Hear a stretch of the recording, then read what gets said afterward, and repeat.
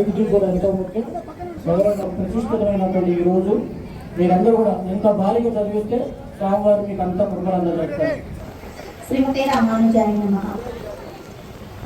కాశ్యపాన్వయ సంజాతం నారాయణ కథాశ్రితం శ్రీమన్నారాయణం వందే యతీశ్వర శ్రీయాజుషం ఆళ్వారెంబెరుమానార్ seer ఆచార్య దివ్య తిరువడిగలే శరణం.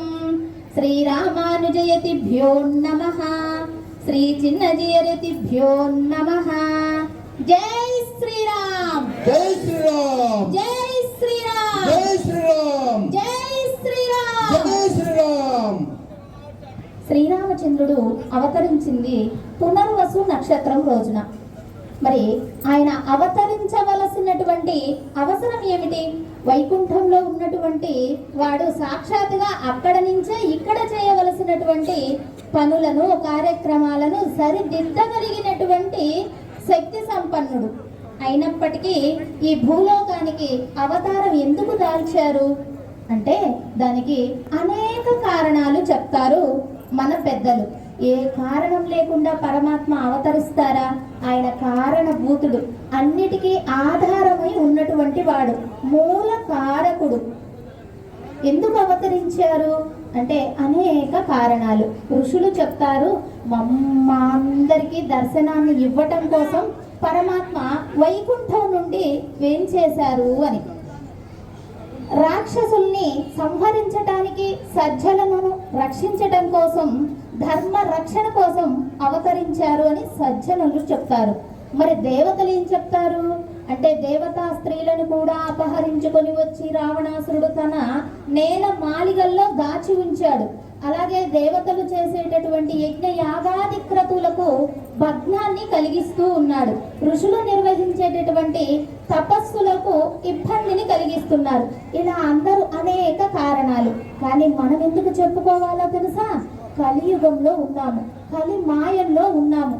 ఈ దుఃఖము ఇష్టమైనటువంటి ఈ భూమిపై కర్మజీవులుగా ఉన్నాము. అటువంటి వారందరినీ తరింప చేయటానికి ఆయన ఆనాడు త్రైతాయుగంలో విభవావతారాన్ని దాలిస్తే ఈనాడు విగ్రహ రూపంగా స్వామివారు వేంచేసి ఉన్నారు. మరి ఈ విధంగా విగ్రహ రూపంగా వేంచేసి ఉండటానికి ఆయన ఏ విధంగా మనకు ముందు, తరువాత, ఆ తరువాత అంటూ 5 విధాలుగా వేంచేసి ఉన్నటువంటి ఆయన యొక్క పరత్వాన్ని ముందుగా తెలుసుకొని ఆ తర్వాత రామావతార వైలక్షణాన్ని తెలుసుకునే ప్రయత్నం చేద్దాం. జై శ్రీమన్నారాయణ. పరాయూహ, విభవ, అంతర్యామి, అక్షావతారం. ఈ విధంగా 5 రూపాలలో మనకు పరమాత్మ అనుగ్రహించడానికి దర్శనాన్ని కృప చేస్తూ ఉన్నారు. పరం అంటే వైకుంఠం.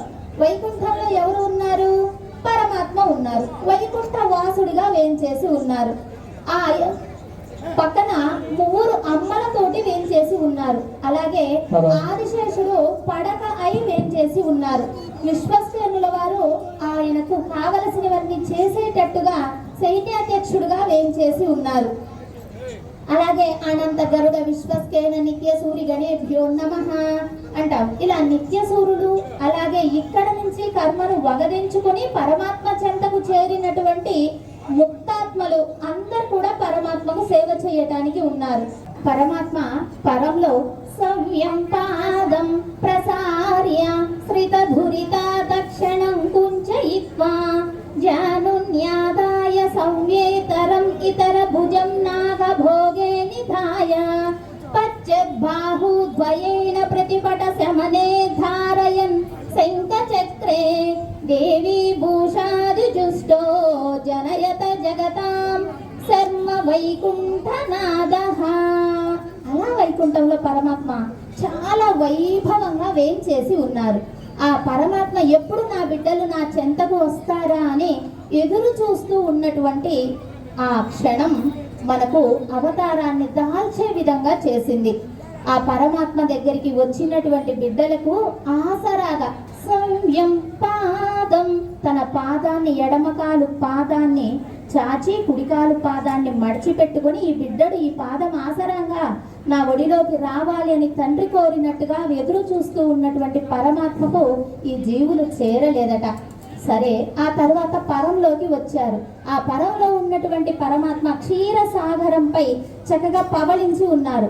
ఆ శయనాన్ని సేవించటానికి ఏ మహర్షులకో దేవతలకో ఆ భాగ్యం ఉంది తప్ప అందరికీ లభ్యం అవ్వటలేదు. ఆ తర్వాత అవతరించినటువంటిదే విభవావతారం. విభవావతారాలుగా శ్రీరామచంద్రమూర్తి అవతరించారు. మరి దేవతలందరూ కూడా సభ పెట్టుకున్నారట. అయ్యో, ఈ రావణాసురుడి యొక్క పీడలు భరించలేకపోతున్నాము, వీడి అఘాయిత్యాలు రోజు రోజుకు పెరిగిపోతున్నాయి, ఇబ్బందులు పాలవుతున్నారు, అక్కడ ఉండేటటువంటి వారందరూ యజ్ఞ యాగాది క్రతువులు చెయ్యక ఈ దేవతలకు హవిస్సు అనేటటువంటి ఆహారము అందక ఇబ్బంది పడుతున్నారు. మరి ఇటువంటి సమయంలో వారిని శిక్షించేటటువంటి వారు ఎవరు అని ఉద్దేశిస్తున్నారని మళ్ళీ చెప్తున్నా. పెదవులు అంటే నోరు ఓపెన్ అవుతుంది, మనలో ఉండేటటువంటి పాపాలన్నీ బయటికి వెడలిపోతున్నాయి. మా అంటే పెదవులు అంటుకొని ఓపెన్ అవుతాయి, అంటే బయట ఉన్నటువంటి పాపాలను లోపలికి రాకుండా చేస్తుంది మా అమృత అక్షరం. అలాగా అజ్ఞాక్షరం అమృతాక్షరం 2 అక్షరాలలో తారక మంత్రాన్ని జోడించి అనుగ్రహించారు వశిష్ఠ మహర్షి. మరి ఇటువంటి రామచంద్రుడు ఈ భూలోకానికి వేంచేశారు. వేంచేయటం అంటే ఎలా వేంచేశారండి?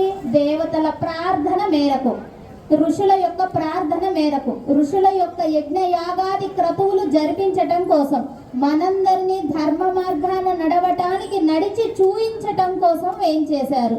రామాయణం, రామ అంటే రామచంద్రుడు, ఆయనం అంటే నడక, రామాయణం అంటే రాముడి నడక, అంటే రాములు వారు నడిచి చూయించినటువంటిదే శ్రీమద్ రామాయణం.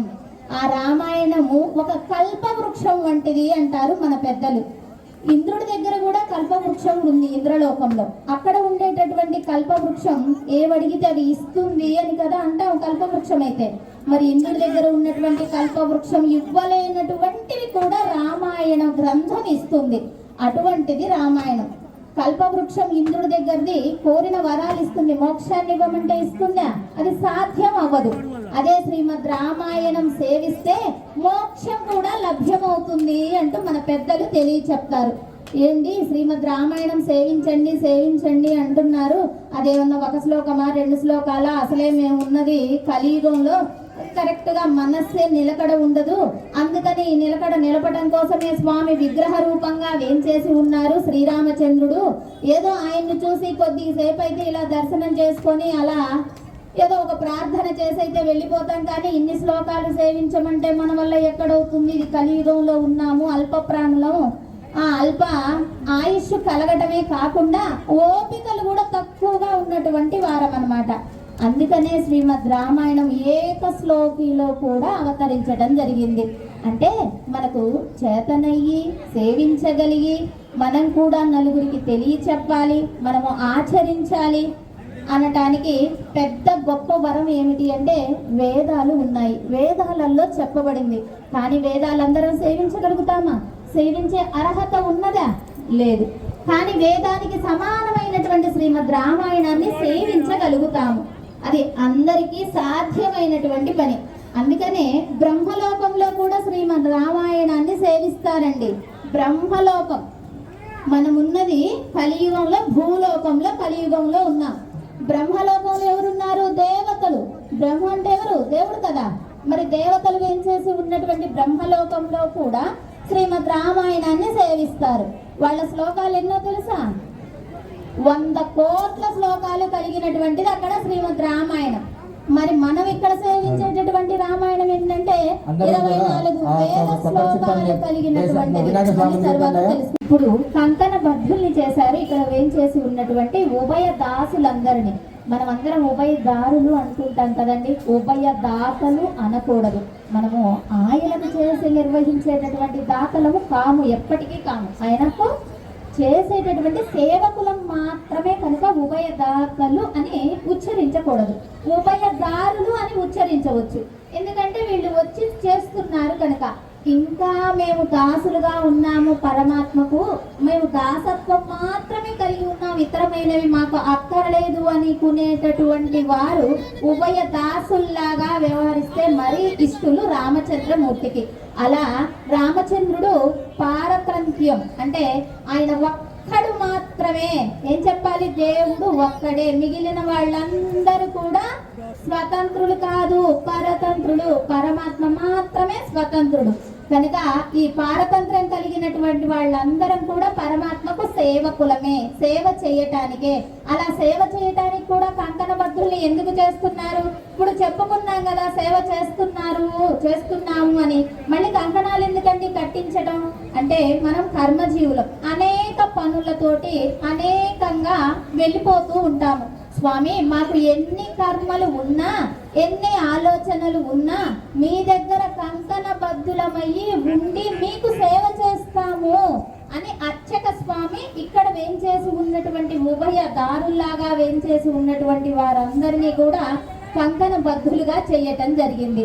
ఆ తదుపరి స్వామి వారికి కూడా కంకణాన్ని సమర్పిస్తారు. మరి ఆయనకెందుకండి, మనమంటే ఏవో కర్మజీవులం, కర్మలతోటి వెళ్ళిపోతూ ఉంటాము, నిబద్ధతగా చేయటం కోసం అనుకున్నాం. కానీ పరమాత్మకెందుకు అంటే పరమాత్మ కూడా కంకణం నిర్వహింపచేస్తారు, సమర్పిస్తారు. ఎందుకు అంటే ఆయన కూడా ఎక్కడ ప్రహ్లాదుడు లాంటి వాడు ఇందుగలడు అందులేడని సందేహం వలదు, ఎన్నెందు వెతికి చూచినా అందందే కలడు సర్వాంతర్యామి శ్రీహరి అని ప్రార్థన చేస్తే ఆయన హుటాహుటిన వచ్చేస్తారు.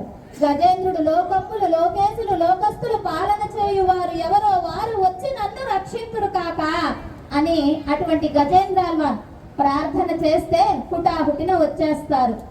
ఇంద్రుడు అయ్యో నా రాజ్యం పోతుందయ్యా, నాకు ఒక రాజ్య పాలన బాధ్యతను అప్పచెప్పావు స్వామి, నా రాజ్య పాలన పోతుంది, నా సింహాసనం పోతుంది, ఒక బలి చక్రవర్తి నాపై దండయాత్ర చేసి నా యొక్క రాజ్యాన్ని కూడా పాలన చేయాలనుకుంటున్నాడయ్యా అని ప్రార్థన చేస్తే వామన అవతారాన్ని దాల్చి వచ్చాడు పరమాత్మ, యాచక వృత్తిని స్వీకరించాడు. అటువంటి పరమాత్మ స్వామి మీరు అనేకంగా రక్షణ తత్వం కలిగి, వాత్సల్యం కలిగి, సౌలభ్యం కలిగి, సౌశీల్యం కలిగి, సాలోక్యం కలిగి, సారూప్యం కలిగి, జ్ఞాన బల ఐశ్వర్య వీర్య శక్తి తేజస్సు అనేక షడ్గుణాలు కలిగినటువంటి స్వామిని మీరు కూడా కంకణబద్ధులై మేము చేసేటటువంటి చిన్ని కైంకర్యాన్ని స్వీకరించండి అని ప్రార్థనాపూర్వకంగా సమర్పించేటటువంటి కంకణ ధారణ. మళ్ళీ తర్వాత తెలుసుకుందాం.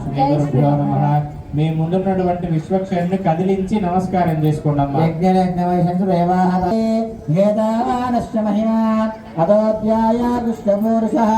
పాదోస్య విశ్వభూతాని త్రిపాదశ్యామృతం దివే త్రిపాదోర్ధావదై పురుషః పాదోస్య పరాత్మనః తథా విశ్వం చక్రామర చాదమానశరయవే తస్మాదృఢదాయిదాః విరాజతే పురుషః సధ్యాదోస్య నిష్ఠత పశ్చాద్ధుమదో పురః యత్పురుషేణ విషః దేవాయజ్ఞమదంగత వసంతోస్య శ్రీదాభ్యో గ్రీష్మైత్మ శరద్గతిః సప్తాశాసందర్దయః త్రిసప్తస్తమిదకృతాః దేవాయ యజ్ఞం గానా నవబ్రహ్మశంభశ తం యజ్ఞం దర్శే ప్రోక్షన్న పురుషధ్యానమకృతః ఏన దేవాలయంతా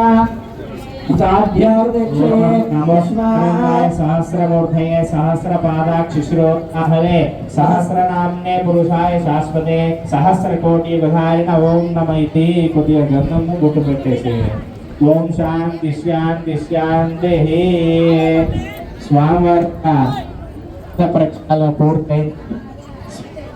అట్ల యొక్క గోత్రనామాలు స్వామి యొక్క ప్రవర వశిష్ఠ గోత్రోద్భవాయ అజమహారాజ వర్ణ పౌత్రాయ ఓం చతుస్సాగర పర్యంతం గోం బ్రాహ్మణేభ్యో శుభం భవతు. వాసిష్ఠ మైత్రావరణ కౌండిన్య ప్రాయవశే ప్రవరాన్విత వశిష్ఠ గోత్రోద్భవస్య దశరథ మహారాజ వర్మణ పుత్రాయ ఓం చతుస్సాగర పర్యంతం గోం బ్రాహ్మణేభ్యో శుభం భవతు. వాసిష్ఠ మైత్రావరణ కౌండిన్య ప్రాయవశే ప్రవరాన్విత వశిష్ఠ గోత్రోద్భవస్య అఖిలాండ కోటి బ్రహ్మాండ నాయకస్య ఆదిపత్యాంతరహితాయ అయోధ్యా వాసాయ పునర్వస నక్షత్రే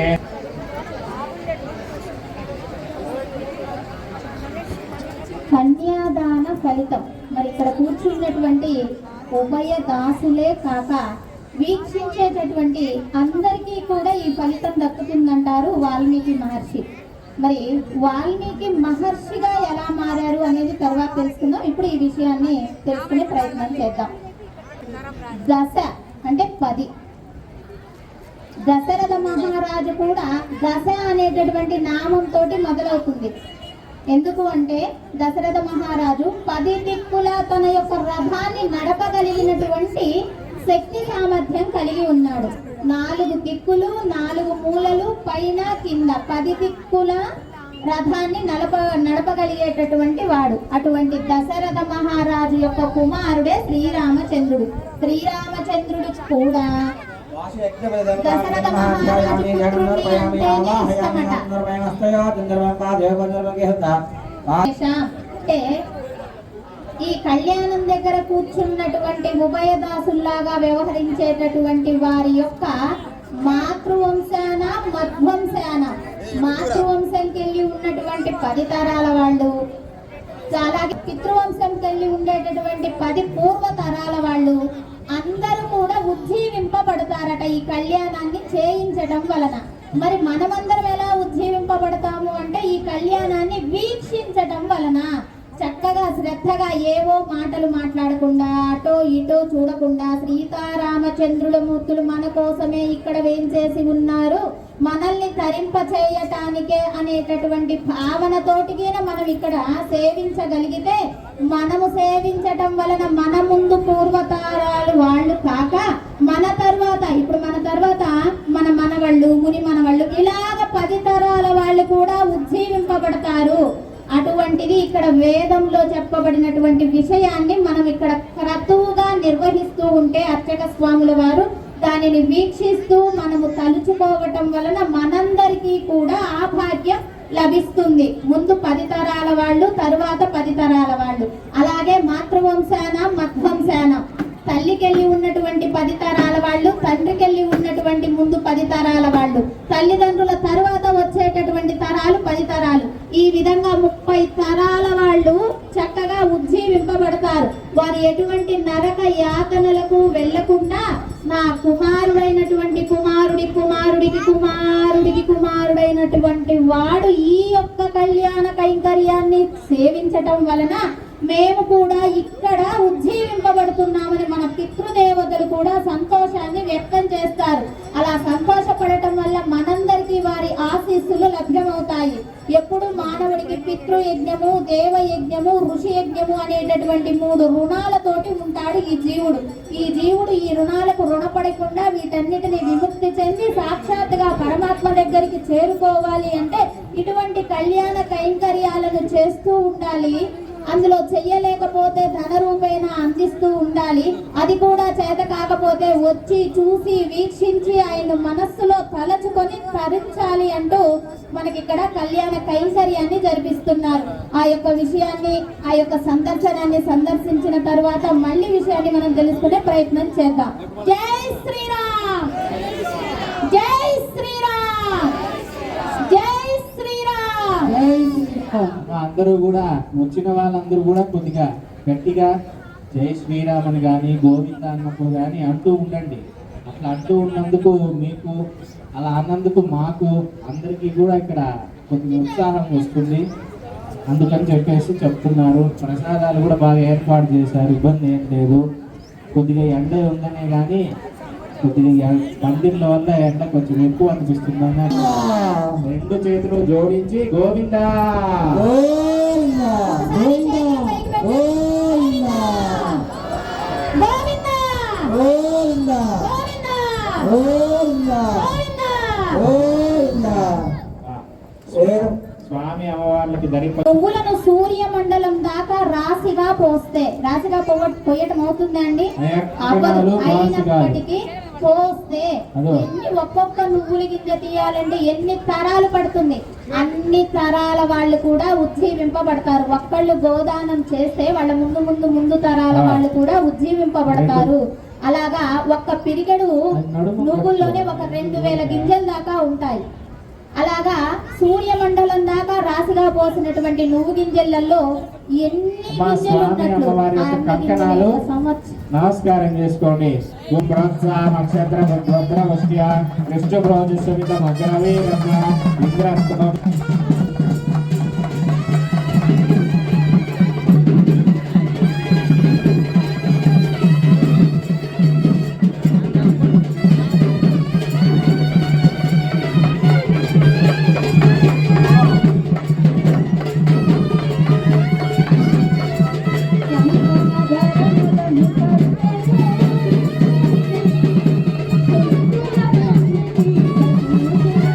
స్వామి అమ్మవారి వాచికాలు జయ శ్రీమధర్మారమోదితో గోవిందా గోవిందా జై శ్రీరామ్ జై శ్రీరామ్ జై శ్రీరామ్ జై శ్రీరామ్ జై శ్రీరామ్ జై శ్రీరామ్ ఓం ద్రోణే అగావతే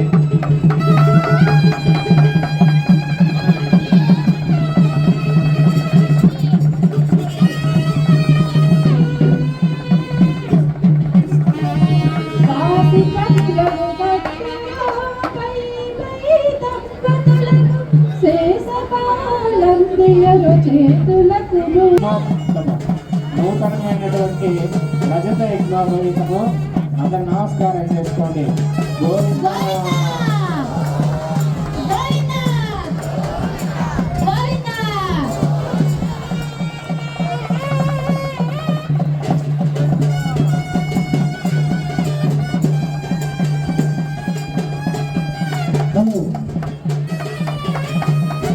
ఓం యజ్ఞోపవీతం పరమం పవిత్రం ప్రజాపతే సర్వపరస్తాత్ ఆయుష్మగ్రం శుభ్ర యజ్ఞోపవీతం పరమంతు తేజ సువర్ణ యజ్ఞోపవీతం ధారయామి. ఓం శ్రీ గురుభ్యో నమః. హరి ఓం.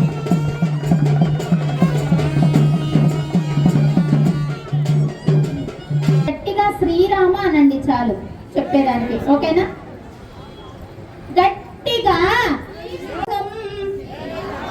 అందరి కోసం ఇక్కడికి సీతా సమేతుడై వేంచేశారు మనందరికి దర్శనం కోసం మనమందరము తరించడం కోసం వేంచేశారు. ఇంకొక్కసారి మరొక్కసారి గట్టిగా పలకాలి, గట్టిగా ఇంకా గట్టిగా మళ్ళీ మళ్ళీ మరలా మరలా పలుకుతూ ఉంటే నివిస్తుంటే మననం చేస్తూ స్మరణం చేస్తూ మన మార్కాపురంలో ధ్వనించేలా పట్టాభిరామ కౌసల్య రామ కళ్యాణ రామ జానకి రామ కౌసల్య తనయ దశరథ తనయ సుమిత్ర తనయ మరొక్కసారి గట్టిగా ఇంకా గట్టిగా శ్రీరామ జయ రామ జయ జయ రామ శ్రీరామ జయ రామ జయ జయ రామ శ్రీరామ జయ రామ జయ జయ రామ శ్రీరామ జయ రామ జయ జయ రామ ఓ రామ ఓంకార రామ జయ జయ రామ పాలింపగా మము పట్టాభిరామ శ్రీరామ జయ రామ జయ జయ రామ కరుణింపగా మము కళ్యాణ రామ శ్రీరామ జయ రామ జయ జయ రామ కాపాడవా మము కౌసల్య రామ శ్రీరామ జయ రామ జయ జయ రామ కోరితి మేము మరొక్కసారి ఇంకొక్కసారి గట్టిగా ఇంకా గట్టిగా జై శ్రీరామచంద్రమూర్తికి. అమ్మ ఇదిగో అక్కడ వెనక ముఖాను దాంట్లో తాంబూలం పెట్టి ఆ కొబ్బరికాయను పెట్టుకోండి అమ్మా. అమ్మ తావిత్యాది अष्टौ पुण्यविराजते स्वान् पुष्करे शेषाचल सकर गुल्मल श्रीशैलादि पुण्यतीर्था पुण्य जम्बू निम्ब कुदम्ब दूत क्रम नारिकेल खजूर दांत जाड़िकादि फलनाना जम्बू फलक्ष कुज क्रौंच शाख सप्त भीम द्वीपते भारत किंपुर शैलावृत कुरु भद्रास्मिका माला के नाम वर्षात्मके प्रत्येक नाम सहस्र योजन विश्वदे इंद्र नाग सौम्य तक्षकास्त दिग्गजोगर प्रतिष्ठिते दंडक मिंजक चंपक बदरीक नैमिष गुप्त दैत्याग सारण्यायते लोकालोक चलवलैते लवन्य क्षित्रा सर्पि दधिक्षीर शुद्धोद कार्णवै सप्तभिर्मण्डिते पञ्चाशत्कोटि विस्तीर्ण मंडले लक्षयोजन विस्तीर्ण जम्बूद्वीपे भारतवर्षे भरतखण्डे महामानसरोवर अमरावती श्वेतमुखेतादि चित्रकूट त्रिकूट चन्द्रोणकूट श्रीशैलादि पुण्याचलाधिष्ठिते जम्बू निम्बकदम्ब वृक्षाणां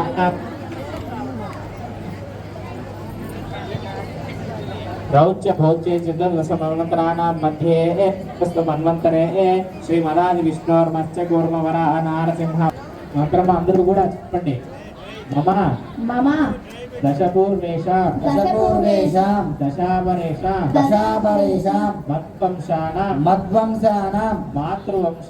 మాతృవంశానాం పితॄణాం నరకాత్ ఉత్తీర్య శాశ్వత విష్ణులోకే నివాస సిద్ధ్యర్థం ఏతేషాం ప్రేరకస్య అంతఃకరణైః సహోచరైః సతి సంబంధైః సకల పాపానాచ్య నివృత్తి ద్వారా అస్య పురాణోక్త ప్రకారేణ మహావిష్ణు ప్రీత్యర్థం సాలంకృత సహిరణ్యోదక ధారాపూర్వక కన్యాదానం అహం కరిష్యే నమస్కారం చేసుకోండి. జయ శ్రీమద్రమణ గోవిందో నమస్కారం చేసుకోవడమ్మా. కన్యాం కృషిదా రాష్ట్రీయ తీసుకోవాలి సత్యాగ్రహ దేశాల కమిటీ తరఫున స్వాగతం శుభస్వాగతం. అన్నా రాంబాబు గారు మన సీతారాముల కళ్యాణ మహోత్సవ కార్యక్రమానికి వారి కమిటీ ఆహ్వానం మేరకు వచ్చారు. వారికి స్వాగతం శుభస్వాగతం. ఆమె అమ్మవారికి ఇప్పుడు సుముహూర్తము జీలకర్ర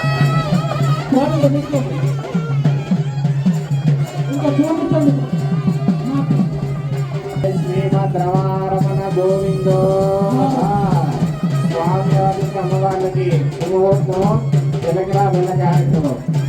ఓం ధ్రువంతే రాజా మన్నో ధ్రువంతేవో బృహస్పతి ధ్రువంత ఇంద్రశ్చాగ్నిశ్చ రాష్ట్రం ధారయతాం ధ్రువం ఓం సుముహూర్తే సావధాన శ్రీలక్ష్మీ సావధాన శ్రీలక్ష్మీ నారాయణ సావధాన.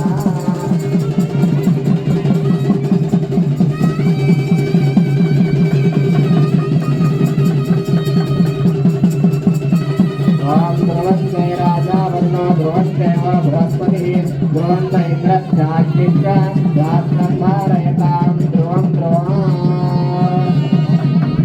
ఏడుకొండలవాడ వెంకటరమణ గోవింద గోవింద.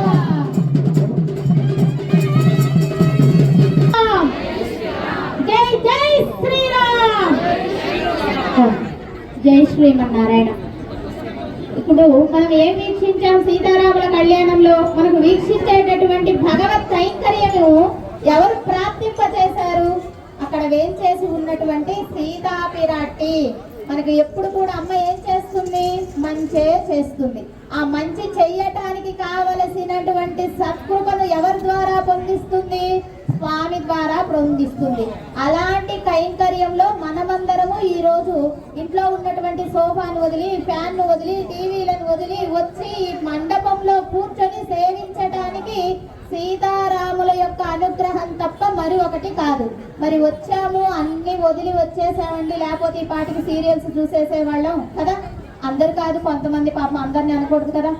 అలాంటివి కూడా వదిలి వచ్చినటువంటి వాళ్ళకి సీతారాముల వారి జీలకర్ర బెల్ల కైంకర్యాన్ని ఇప్పుడు మనందరికీ వీక్షింపచేశారు అర్చక స్వాముల వారు.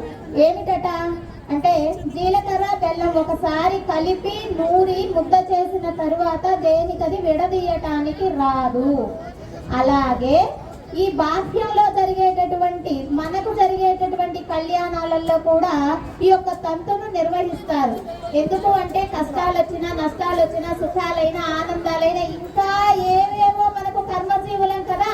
ఇలాంటివి ఎన్నైనా ఏమైనా వచ్చినా భార్యాభర్తలు కలిసి మెలసి వాటిని ఎదుర్కొనేటటువంటి బలాన్ని మనకు సీతారామచంద్రమూర్తి హిందూ కైంకర్య పరంగా ఇవ్వాలి అని కోరుకుంటూ మనము ఆ వీక్షణాన్ని వీక్షించామన్నమాట. అలాగే ఇప్పుడు మాంగళ్య ధారణకు ఆ మంగళ సూత్రాలకు చక్కగా సేవ చేస్తున్నారు. అష్టోత్తర శతనామావళితోటి పుష్పాలతోటి కుంకుమలతోటి పసుపులతోటి పూజను చేస్తూ ఉన్నారు. ఏమిటి అందులో ఉన్నటువంటి అర్థము అంటే సీతారామచంద్రులు కళ్యాణ క్రతువు నిర్వహిస్తున్నారు అంటే వాళ్ళు ఉండేటటువంటి వైకుంఠంలో ప్రతినిత్యము కళ్యాణాలే. వాళ్ళకేమి కళ్యాణాల కొదవలేదు, చేసేటటువంటి సేవకులకు కొదవలేదు. కానీ ఇక్కడికి వచ్చి ఎందుకు చేయించుకుంటున్నారు అంటే మనమందరము చూసి తరించటం కోసం. ఆ మాంగళ్య ధారణ అమ్మ మెడలో స్వామివారు ధరింప చేస్తున్నారు. జై శ్రీమన్నారాయణ. సుచి ఆ క్రతువుని ఎందుకు మనకు వీక్షింప చేస్తున్నారు అంటే జీలకర్ర బెల్లం ఎలా కలిసినట్టుగా ఉంటే పరమాత్మకు చేసేటటువంటి సేవ కూడా మనకు ఎప్పుడూ విడదీయరానిదై ఉండాలి. ఎప్పుడు పరమాత్మ నామాన్ని పలకాలి, ఆయన సేవ చేయాలి అనుకోవాలి, మననం చేయాలి, శ్లోకాలు సేవించాలి. ఇలా పందిళ్లలో జరిగేటటువంటి కళ్యాణాలను వీక్షించటమే కాక కోవెళ్ళకు వెళ్ళి చక్కగా పరమాత్మను సేవించాలి. ఇలాంటివన్నీ చేస్తూ ఉంటే మనకు తెలియకుండానే మనలో పాజిటివ్ ఎనర్జీ వస్తుంది. అలా పాజిటివ్ ఎనర్జీ రావటం వల్ల మనము ప్రతిరోజు మన శారీరక కర్మలు నిర్వర్తించేటటువంటి వాటిల్లో కూడా మనం చక్కగా ధర్మంగా నియమబద్ధంగా ఇవన్నీ నిర్వహించగలుగుతాము. అటువంటిది ఈ కళ్యాణ క్రతువులు మనం వీక్షించటం వలన సీతారామచంద్రులు పొందటం కాదు, మనము పొందేటటువంటి భాగ్యాన్ని వాళ్ళు మనకు అనుగ్రహిస్తారన్నమాట. మనం చక్కగా ఇక్కడ నిర్వహించేటటువంటి పనులన్నీ సక్రమంగా నిర్వహించడానికి ఈ జీవుడు ఇక్కడ ఉన్నప్పుడు ఏం కోరుకుంటాడు? మా అబ్బాయికి పెళ్లి కావాలి, మా అమ్మాయికి ఉద్యోగం కావాలి, నాకు ఒక ఇల్లు కావాలి, ఇలాంటివన్నీ కోరుతూ ఉంటాడు. మరి ఇక్కడ ఉండటానికి, సుఖంగా ఉండటానికి, సౌఖ్యంగా ఉండటానికి, కష్టాలు రాకుండా నష్టాల పాలు అవ్వకుండా ఉండటానికి ఇవన్నీ ఇహంలో ఉండేటటువంటి కోరికలన్నీ పరమాత్మను కోరుతూ ఉంటారు. అలాగే ఈ జీవుడు ఎన్ని రోజులు ప్రమాణం ఉంటుందో ఆ తర్వాత మళ్ళీ పరమాత్మ దగ్గర స్థానాన్ని పొందటానికి కోరుతాడు. అంటే ఇక్కడ ఉన్నన్ని రోజులు సుఖాలు, తర్వాత పరమాత్మ చెంత స్థానాన్ని పొందాలి స్వామి అని ప్రార్థన చేయాలి. అంతే తప్ప మనం ఇక్కడికి వచ్చి వాళ్ళతోటి వీళ్ళతోటి ముచ్చట్లాడుతూ ఏదో వీక్షిస్తూ ఇలా చేయటం భాగ్యం కాదు. కనుక ఇక్కడ ఉన్నంతసేపు అయినా సీతారాముల శ్రీపాదాల చెంత మన మనస్సును ఉంచి సేవించగలిగితే మనం తెలుసో తెలియకో చేసినటువంటి పాపాలన్నీ ఆ రామ నామ ఫలంతో తొలగిపోతాయి. అవునండి, పాపాలైతే తొలగించుకోవడానికి రెమెడీస్ ఉన్నాయి. నామాన్ని పలకొచ్చు అన్నారు, లేకపోతే ఒక కీర్తన సేవించవచ్చు అన్నారు, ఇలా కళ్యాణాలను తిలకిస్తే పాపాలు పోతాయి అన్నారు. మరి పాతకాలు ఉన్నాయే, అనేక జన్మల నుంచి మన ఈ జన్మ మానవ జన్మ లభించింది అంటే ఎటువంటి జన్మలు ఎత్తామో తెలియదు.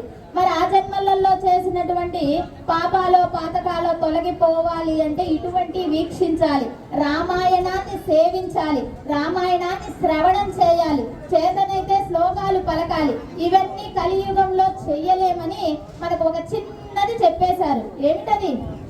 ఇలా వచ్చి కూర్చుంటే చాలండి, అదేగా ఇప్పుడు మనం చేస్తున్నాము. దానికి వచ్చే ఫలితాన్ని కూడా ఇక్కడ మనకు తెలియజెప్తున్నారు పెద్దలు. అగ్నికృత అపర్యామ శాంతమాన వాజపేయ పుండరీక అశ్వమేధ, ఇటువంటి 7 యాగాలను చేసినటువంటి ఫలితం వస్తుందట. ఒక్క యాగాన్ని నిర్వహించాడు శ్రీరామచంద్రుడు. అది ఉన్నది ఎక్కడ? త్రేతాయుగంలో. అప్పుడు ధర్మంగా ఉన్నది. మనం ఉన్నది కలియుగంలో. ఇప్పుడు ఒక గోవు ఉందనుకోండి, గోవుకు 4 పాదాలపై నడవమంటే చక్కగా నడుస్తుంది కదా. అదే ఒక పాదం బాగులేదనుకో, దానికి ఏదో దెబ్బ తగిలి పాపం 3 పాదాల మీద నడవాలంటే కొంచెం ఇబ్బందిగా నడుస్తుంది. అదే 2 పాదాల మీద నడవమంటే ఇంకా ఇబ్బంది పడుతూ ఏదో ఒక పాదాన్ని ఎత్తి ఆసరా పెట్టి 2వ పాదం ఎత్తడానికి ప్రయత్నం చేస్తుంది. కానీ మనం ఉన్నది కలియుగంలో. కలియుగంలో ఒక పాదం మాత్రమే ధర్మం నడుస్తుంది. మరి గోవు ఒక పాదంపై నడవటానికి ఎంత ఇబ్బంది పడుతుంది? అలాంటి కలియుగంలో మనం ఉన్నాము. కానీ అశ్వగోర్వమృతమభ్యామశ్వినాగోదనే శ్రీయంద్రకుల శ్రీమాదిభిదాం మాంసోస్మిదాయంత ప్రాకారామార్వాజనందేంద్రపాదపయందే పద్మహిదాపద్మరణాత్మామేతుయేషయో చంద్రాం ప్రభాజమశిజాం సమర్పయామి ధూపమాగ్రాపయామి ద్రోసిఘాత్ వేదో బద్ధం నిర్దుమమ ప్రసూనావిశ్యభాగం ధూపోయం ధూపమాగ్రాపయామి లక్ష్మీర్జైర్లక్ష్మీర్ సరస్వతి శ్రీర్లక్ష్మీర్వరలక్ష్మీశ్చ ప్రసన్నా మంగళవదాః ఓం శ్రీ మాంగళదేవతాయే నమః మంగళ నీరాజనం దర్శయామి నమస్కరోమి. జయ శ్రీవద్రమారమణ గోవిందో.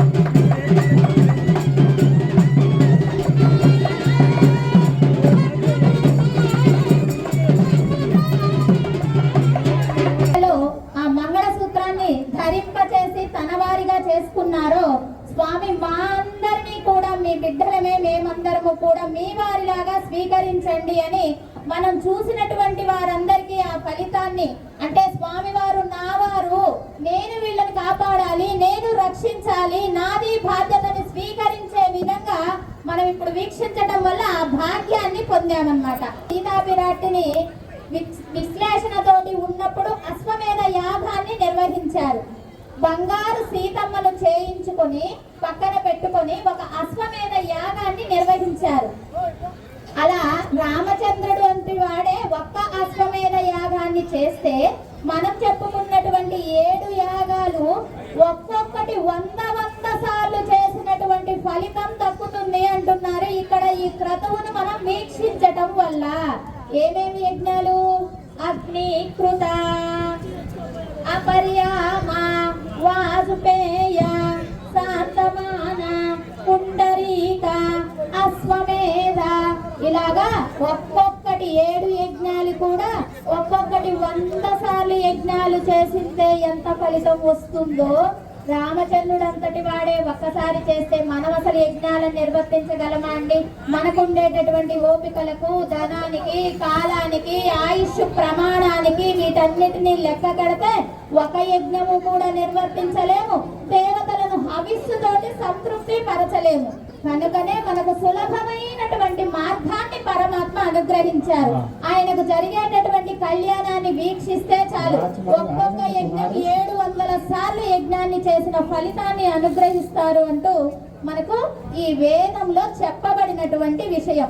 రామ అంటే రమయతీతి రామః అంటే మనల్ని రమింప చేసేవాడు రాముడు. ఏం పలుకుతాము? సీతమ్మ. సీతమ్మ అంటే అమ్మ వచ్చేసింది, కానీ అలా పలకమే, సీతమ్మ తల్లి అంటాము. అంటే ఒక అమ్మ అంటే మనకు సరిపోవటలేదు. రామయ్య అంటే అయ్య అందులో ఉంది, కానీ ఏమంటాం? రామయ్య తండ్రి అంటాం. అంటే అంతా మనలో ఆర్తి ఉంది. ఒకసారి సీతమ్మ అంటే సరిపోదు, ఒకసారి రామయ్య అంటే సరిపోవటలేదు. సీతమ్మ తల్లి రామయ్య తండ్రి. అంటే అంత ఆర్తి మనలో నింపినటువంటి, మనకు తల్లిదండ్రులైనటువంటి, అనేక జన్మలకు ఈ ఆత్మని ఇచ్చి ప్రసాదింపజేసి తల్లిదండ్రులుగా నిలిచినటువంటి సీతారాముల కళ్యాణ మహోత్సవాన్ని ఈ రోజు మన మార్కాపురం పట్టణంలో మెయిన్ బజార్లో వేంచేసి ఉన్నటువంటి పట్టాభి రామాలయంలో ఉన్నటువంటి ఈ క్రతువును వీక్షింపచేస్తూ ఉన్నారు అర్చక స్వాములు. ప్రతి ఒక్క కైంకర్య క్రతువులతోటి మనందరికీ వీక్షింపచేస్తూ తరింపచేస్తూ ఉన్నారు. జై శ్రీరామ్, జై శ్రీరామ్, జై శ్రీరామ్.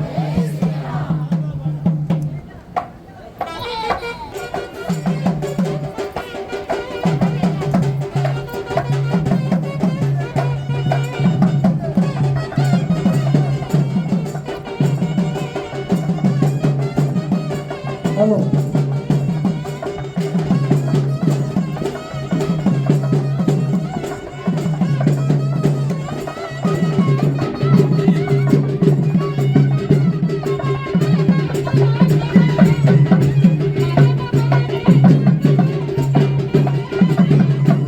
హలో